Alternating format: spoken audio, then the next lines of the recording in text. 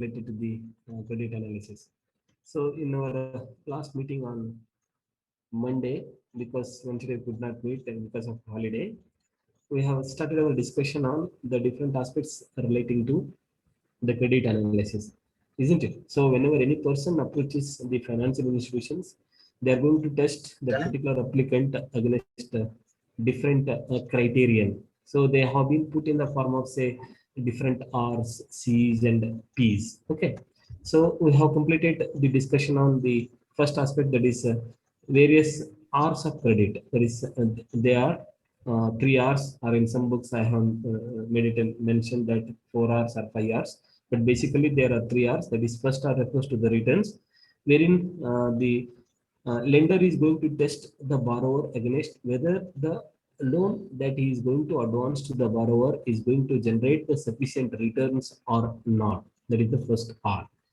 The second R is the repayment capacity. So whenever the lender is being convinced about that the particular proposed activity is going to result in some what you call the sufficient level of output, but in spite of that, whether he's having that repayment capacity or not, because he has to bear a lot of what you call the expenditure in starting of that business or in the rearing of that particular livestock or cultivation of the different crops for which he has borrowed the loans. So they are going to test against the what you call the different aspects wherein they are going to consider the things that I have mentioned, maybe the gross income that is going to derive from the invested activity, or the working expenses, or the family expenses, or the other loans due. In addition to that, they are also going to test the particular borrower against some what you call the qualitative parameters like literacy, management skill, or the moral character that the person is going to possess. Okay, so there are again different the formula to calculate the repayment capacity for the self-liquidating loans and the partially liquidating loans. So you already know the self-liquidating loans are those loans which are false due within that production cycle, and the returns are sufficient to clear off the entire loan along with the interest at the end of the what you call that particular season. Whereas the partially liquidating loans, they are the term loans wherein the invested activity is going to generate the returns over a period of time, and also simultaneously he needs to incur the expenditure on the maintenance of that particular long-term investment activity. So here in this case, as against the self-liquidating loans, the additional what we call the item is going to be deducted from the gross income so as to arrive at the repayment capacity, that is the annual installment due for the term loan.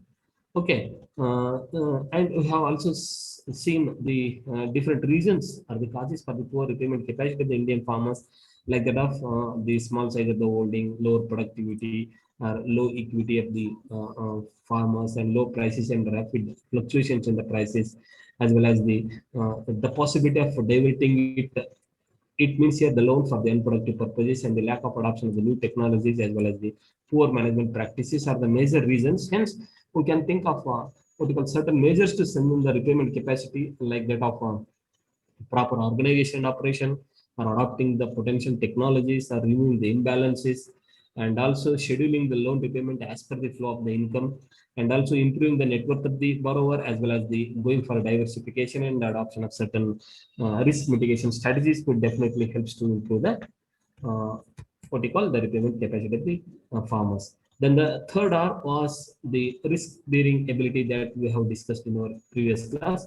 So wherein the it speaks about the ability of the farmer to withstand the risk that arises due to some financial loss on account of some unforeseen consequences. So here it can be easily quantified using the different statistical techniques like CV, or what you call the standard deviation, or some programming techniques. But for UG level, they may not be so important. But when you start pursuing higher education, then definitely in agriculture economics, you could go through, or you are going to learn about these what you call the different programming models, which are going to handle or think about this what you call the how to estimate the risk mitigating strategies, risk mitigation being faced by the farmers.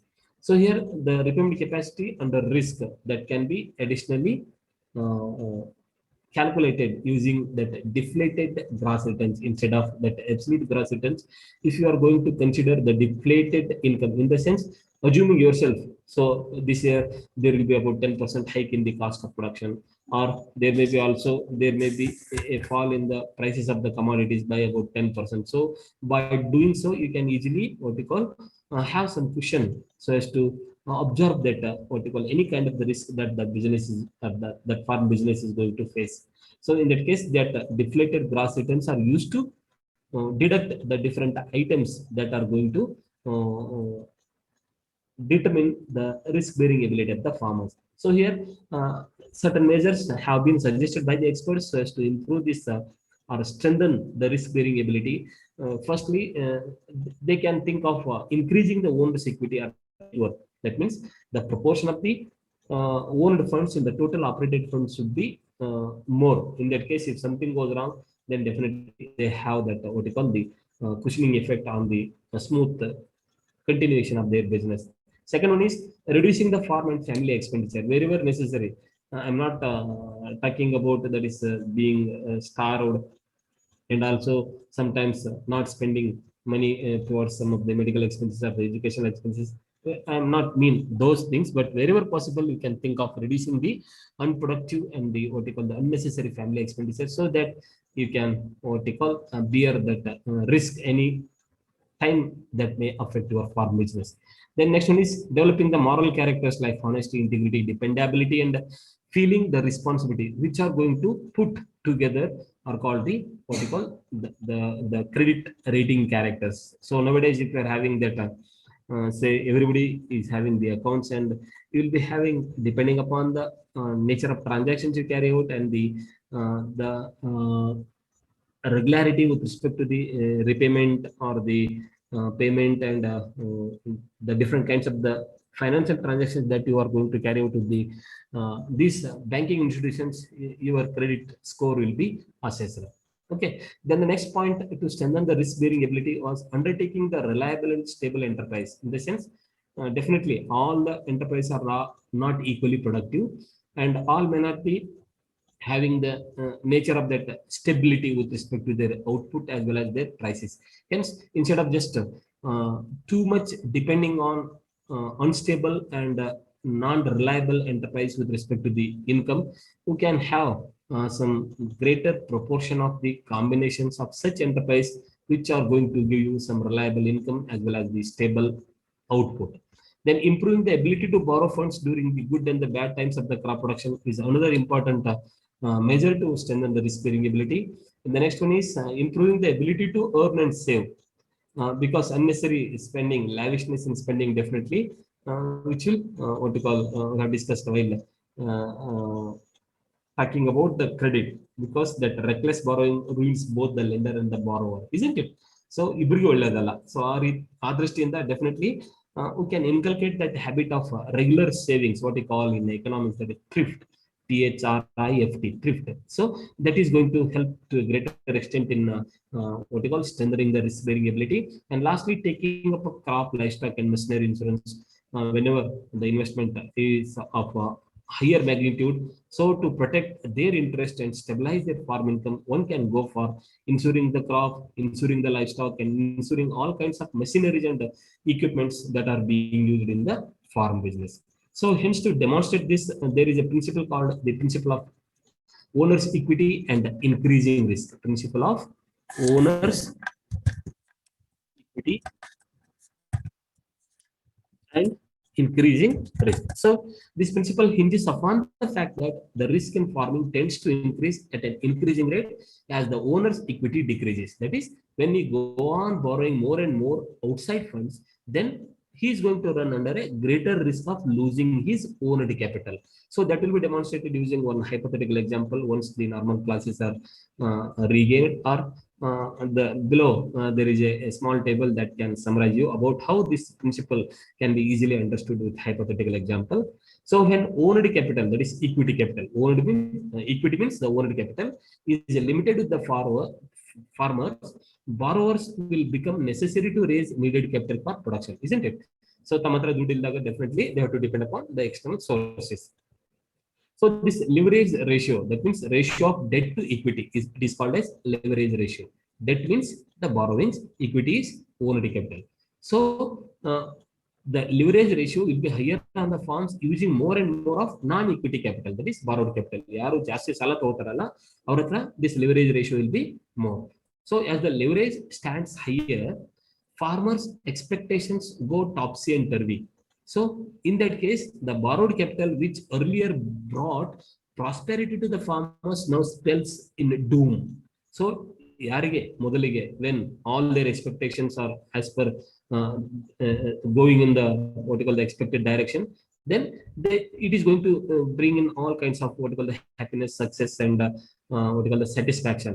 But if they go topsy turvy, maybe with respect to the unexpected attack of some pest and disease or fall in the price for the produce in the market, then all the expectations will be topsy turvy. That is budbela adag enagate nam expectations. So it is the borrower will be under greater risk. So this principle of increasing risk states that as the debt equity ratio, or also known as the leverage ratio, increases, as the debt equity ratio or the leverage ratio increases, the borrower runs a greater risk of losing owned capital. So here the percentage of equity can be calculated using the formula, that is owned capital divided by owned capital plus borrowed capital into 100. So as the borrowed funds increases, the percentage of equity gets reduced under the conditions of losses.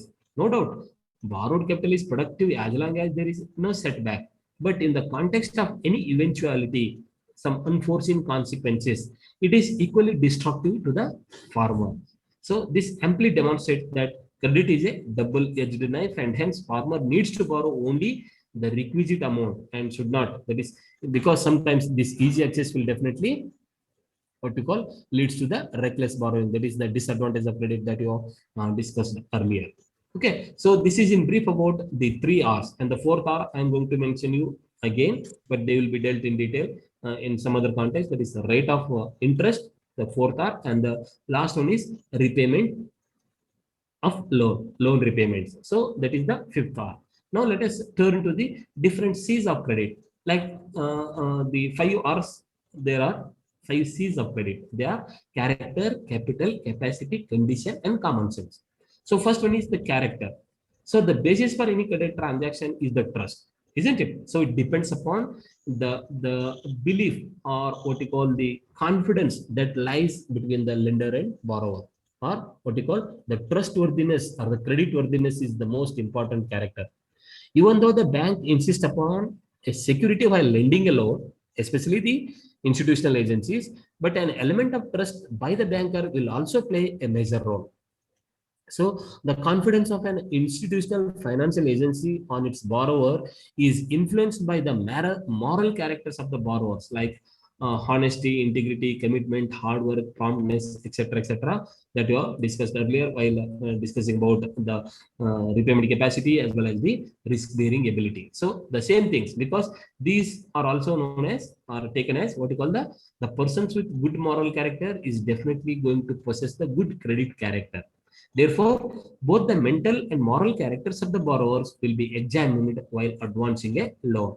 Generally, as I mentioned, people with good mental and moral character will have good credit character as well. Okay, so that is the first C of credit, that is character of a person. Second one is capacity. So it is similar to that of your repayment capacity that you have just now completed. So it means capacity of an individual borrower to repay the loans when they fall due. It largely depends upon the income obtained from the farm, as well as those items which you have listed, like that of working expenses, family living expenses, other loans due, installment, and other miscellaneous expenses. Okay, but generally here repayment capacity, in this case it is capacity. C is a function of Y, where C is capacity and Y is income.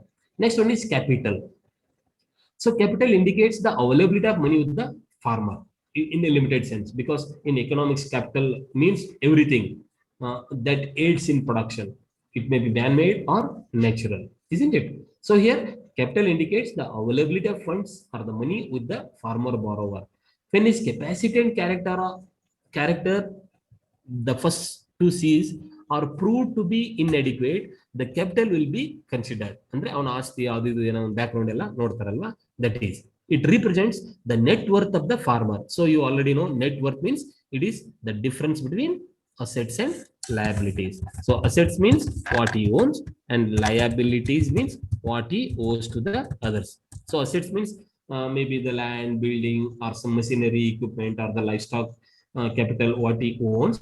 And liability means the earlier loans he borrowed, maybe production loans, or which may be short-term loan, long-term loan, or any other kind of the loan that he borrowed. So the difference between them will give us what we call the net worth of the farmer.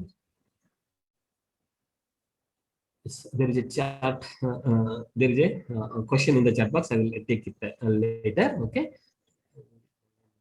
Providing sites surrounding it, and they don't ask for any collateral, then how they manage to get back the money, or is there any check method to control the loss of loan money? Okay, very good question. So I think you have just saw that message. Very good question in the chat box. So there is an online, what you call, the calls or the messages are being received for the instant loan providing on the websites.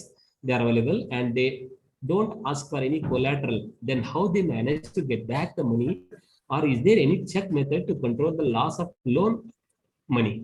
Okay, that is only a message that any person is going to receive in the first instance. But once you receive the call, or once you start responding to them, then definitely there will be a number of formalities to be completed. They are not what you call the people without plan. Definitely they will what you call insist for your say 3 months salary certificate, and they are going to ask for 3 years your returns file of income tax, only for hand loans or the personal loans.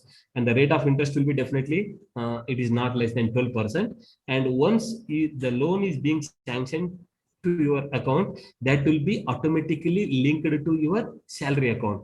So on the day of salary, within 10 minutes, your installment for that month is going to be deducted.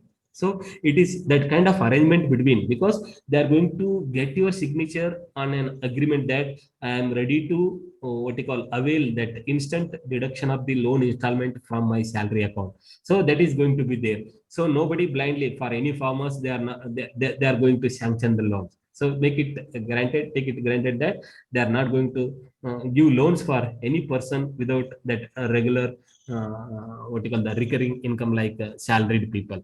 Okay, business people agala. So you can just once try for that particular call to be received by you, and then once you start interacting, then you only will come to know that definitely they will be having that what you call the controlling mechanism or the recovery assurance, because they are going to get a signature on a particular paper wherein you are, without knowing it, because generally they will be printed in a small what you call the letters. You may not be also not having and patience to read all those instructions or the conditions. You will be blindly signing. But once the loan is sanctioned and credited to your account, automatically from the next month onwards, on that particular day, they are going to start sending the message your loan is installment is due on that particular date, and try to keep the sufficient balance in your account. Okay, like that they will be having that controlling mechanism to recover their loan. Okay, I think if not 100%, 90% I have answered that. But if you are still having any doubts, kindly call me later. Okay. Okay, then next one is the fourth C is recording stopped. Recording in progress. Okay, fourth C is the condition. So condition means what are all the rules and regulations they are going to follow. It refers to the conditions needed for obtaining the loan from financial institutions. That is procedure to be followed while advancing a loan. So there will be, I think, minimum 40 to 50 signatures they are going to take from you person whenever you apply for a loan.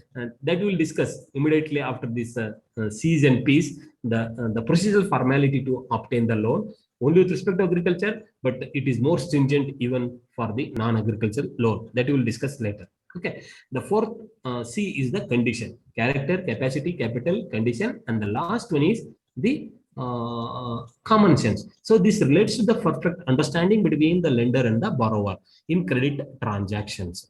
So this is in fact a prime facie requirement in obtaining the credit by the borrower, especially with respect to the institutional agencies. Okay, then we shall move on to the 7 P's of credit.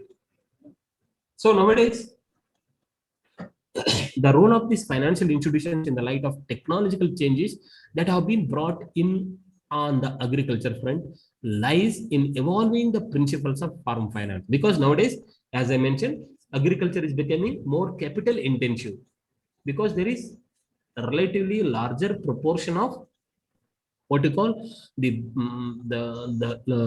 borrowed capital is being observed on agriculture because of the very basic characters of the Indian farmers. So this what you call the efforts to evolve these principles relating to the farm finance are expected to bring not only commercial gains to the bankers but also a social benefit, because for no reason sometimes people may become the defaulters and they will be denied everywhere whenever you approach for any financial institution. No, your credit score is low, you already become a defaulter. Maybe sometimes even an overdue of 100 rupee may take months together to get your loan sanctioned, which has happened to with respect to me only when I was in earlier Hassan. Just I become a co-obligant or a guarantor for two persons who are working on casual basis in hostels and on farm section. They have taken only 5,000 rupees one person and about 50,000 another person. But they keep on regularly paying the what you call the installments. But unknowingly, one person, that is person who have borrowed 50,000 rupee, 750 rupee was outstanding. So he thought that I have cleared all the loans, but maybe the paper charges and other service charges by the bankers, that was false too. But when I approached the bank for say house loan, but my credit score was just gone down like anything. So no banks, because of that what you call that overdue of only 780 rupee has held up all my what you call the procedure and efforts in what you call registering the my site in the name of the bank and completing all the formalities of submitting my house construction plan. Everything went well, but just because of that overdue of 780 rupees, I waited for nearly 1 year to get the loan sanctioned to my account. So that is why my sincere advice is you should not become an obligant or a guarantor for any person without knowing what you call in detail about that particular person. So one should be very careful about, because the guarantor is also equally responsible for the payment of the loan when that particular borrower is what you call not repaying the loan on time. So here now let us come back to these 7 principles. So these 7 principles which have been evolved by the institutional agencies, they have the universal validity and application. So it is not only to the institutional agencies, even they applies for the non-institutional agencies. Wherever you go, one should or one will be indirectly or directly, they are going to observe these principles while advancing loan to any particular loan applicant. First one is why we call them as P's, means here principles. So first is principle of productive purpose. ಅಂದ್ರೆ ಅದನ್ನ ಯಾವಾಗಲೂ ಒಂದು ಉತ್ಪಾದನೆಯ ಉದ್ದೇಶಕ್ಕೋಸ್ಕರ ಸಾಲ ತಗೊಳ್ಳೋದು ಅವರು first ಗಮನದಲ್ಲಿ ಇಟ್ಕೋತಾರೆ. No doubt they are also giving loan for marketing purpose, loan for consumption like car, television or house construction. No, they are not going to result in any production or the production activity. But here whenever you approach for any what you call the business or the production activity, the first thing they want to ensure is about the principle of productive purpose. So capital is the most limiting factor, isn't it? Among all the 4 basic factors of production, land, labor, organization, capital is the most limiting factor, and its requirement varies from farm to farm, isn't it? So all farmers may not need same amount of capital, isn't it? So it comes from short-term loans to long-term loan, the different categories of loans you already learned. So capital limitation visible especially more on the small farms, isn't it, than what you call the other farms. So I repeat, capital limitation visible on all farms, but more pronounced or visible on small and marginal farmers because of their lower savings. So the small and marginal farmers also need consumption credit because it prevents the diversion of credit from the productive purpose. So whenever there is a provision for or there is a chance for what you call the giving loans for the consumption purpose, then definitely people will definitely put the production loans for production purpose only. So it avoids, that is provision of consumption loan is going to avoid or prevents the diversion of credit from the productive purposes. Even then, the institutional agencies are not giving much importance for this type of loans, except for the salaried people. So they are not going to give the consumption loans for the farmers or any other persons who are unemployed. So this principle says that loan disbursed should be capable of generating incremental income. That means no doubt, without loans, you may be getting some income, but just because of what you call investing or pooling your own saving along with the borrowed capital, this should result in what you call a generation of incremental income. So small and marginal farmers should also be provided with other income augmenting assets through term loans along with the short-term loan. Then only what you call there is a guarantee or the stability with respect to their income and repayment of the loan. Thus, long-term loans not only turn out to be productive assets, but also helps in enhancing the crop loan productivity. Say, for example, giving loan for dairy, poultry, pump set, etc., etc. Definitely, they are going to avoid the diversion of the short-term loans or the crop loans given for the cultivation purposes. So, this is the first principle among the 7 P's of credit. That is principle of productive purpose. Second one is principle of personality. So here, it is similar to that of what you call the character that you just saw, isn't it? So the trustworthiness character of the borrower is very, very important factor, which has relevance to the personality character of the borrower. So if the that farmer borrower fails to repay in case of natural calamities, it is considered as non-willful defaulter. ಏನು ಒಂದು ಬರಗಾಲ ಬಂದಾಗಿರ್ಬೋದು, ಜಾಸ್ತಿ ಮಳೆ ಆದಾಗಿರ್ಬೋದು, flood ಆದಾಗಿರ್ಬೋದು, if during that period, if we is not going to repay the loan, then it is called as non-willful default. Okay, while farmers, even with profitable use of the credit, still fall under the category of defaulters, they are known as willful defaulters. They may be waiting for the government decisions for waiving of the loans or waiving of at least interest, etc., etc. Even though they are having the capacity to repay the loan when it falls due, but they are not going to repay it. They are called as willful defaulters as against the non-willful defaulters, wherein in the case of non-willful defaulters, there may be a genuine reason like that of any natural calamities like droughts, floods, etc., etc. But in the case of willful defaulters, they are purposefully not repaying the loan because they are waiting, as I mentioned, sometimes because frequently to get the popularity among certain group of the society like that of farmers, the governments are waiving of loans or sometimes interest alone, etc., etc.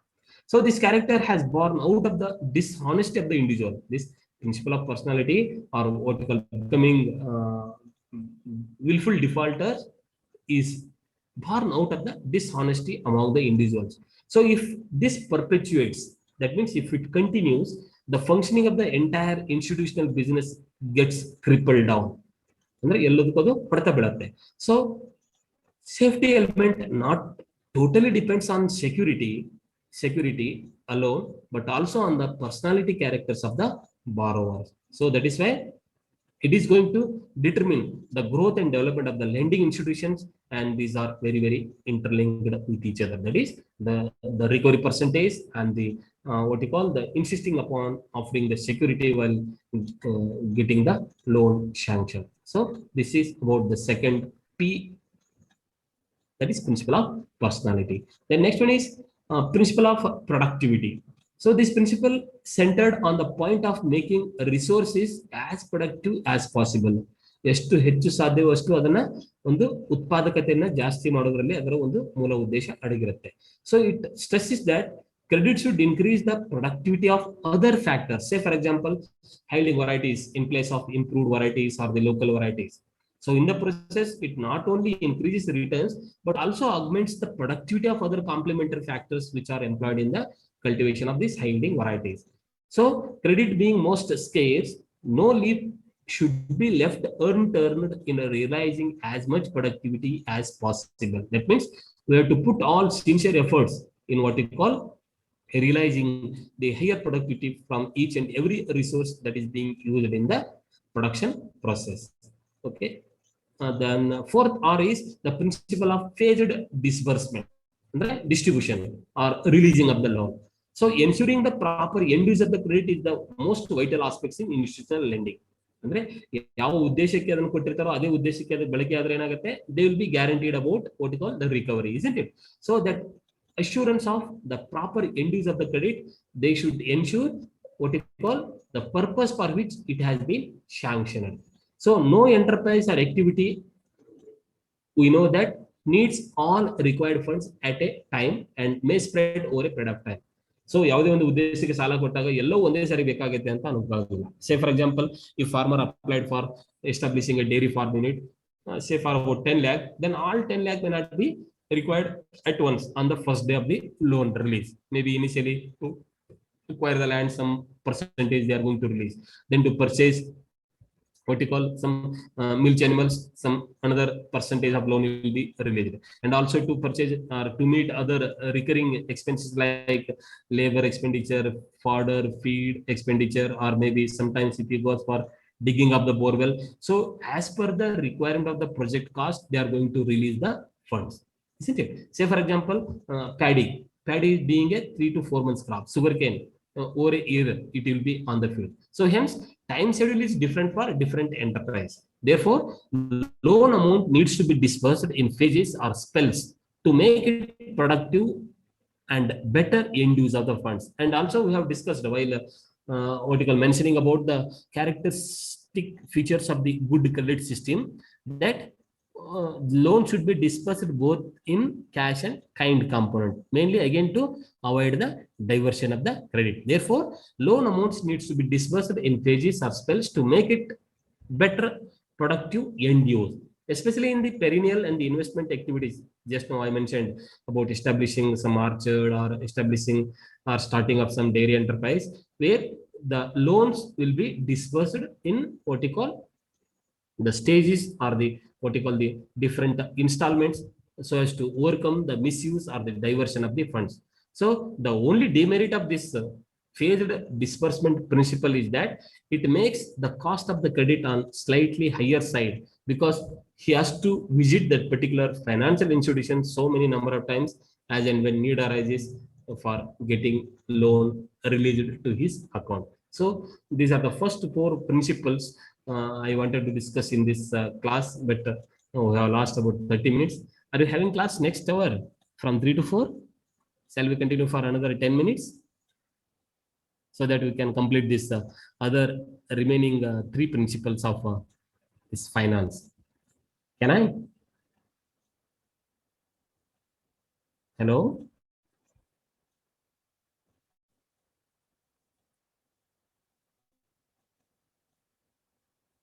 Devendra?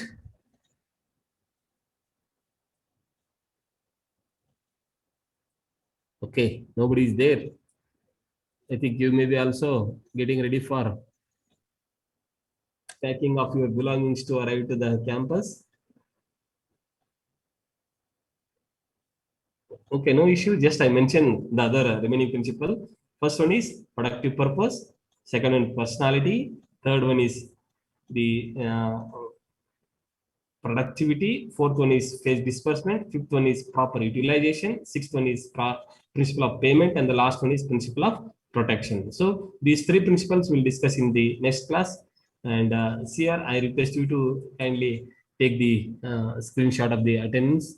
And thank you for joining the class. If you are having any doubts for that, at least you can just send some message or unmute your mic and ask the clarifications for the C's and first four P's of the credit.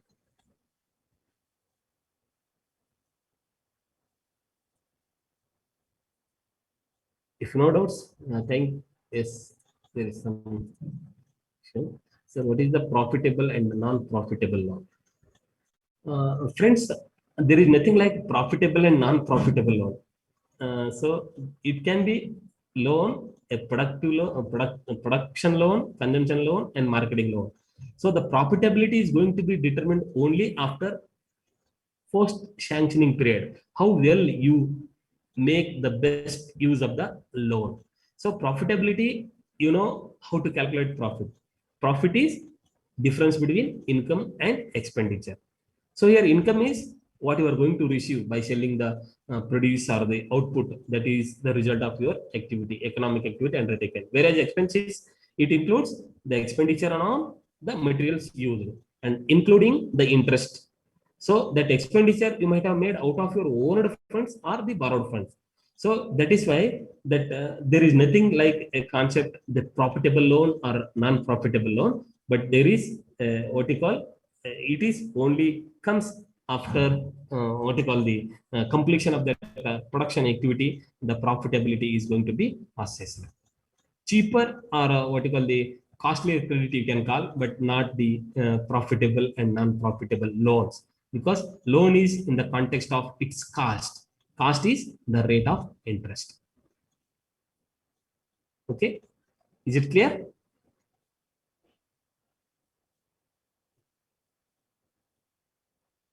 Yes, sir. Okay, thank you. Okay, then I see you on Wednesday. Until then, take care. Or by the time you may be just about to fly for the campus, because you have been asked to come for the campus on 29. Is it correct, Devin? Sir, before first, sir, August 1st. Oh, okay. It is only then for PG, because we are not in receipt of yet the circular or the instruction from the officers, but there is only what you call the person to person orally that the guys are asked to come for the campus from 29. I think it is only with respect to the final years and the PG students. Okay, then. Okay, bye then. See you Okay. on Bye. Wednesday. Thank you. Bye. Take care. Thank you, sir. Thank you. Thank you.